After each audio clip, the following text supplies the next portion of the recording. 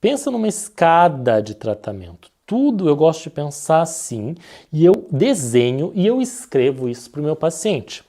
Existe nessa escada 5 etapas.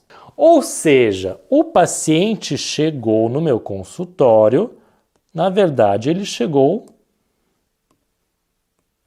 no zero, né? Ele chegou ali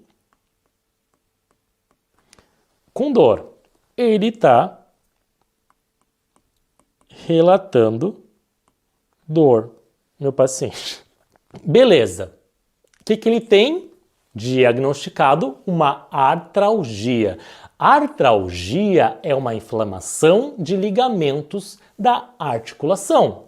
Pode ser uma inflamação do ligamento capsular, como capsulite, uma inflamação dos ligamentos retrodiscais, retrodicite, ou uma inflamação dos ligamentos sinoviais, do tecido sinovial, como uma sinovite.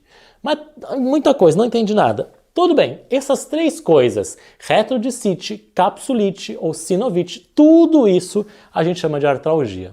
Facilitou. Tudo a mesma coisa. Porque clinicamente é muito difícil saber se é uma retrodicite ou uma capsulite. Então a gente chama tudo isso de artralgia, segundo a evidência científica aqui.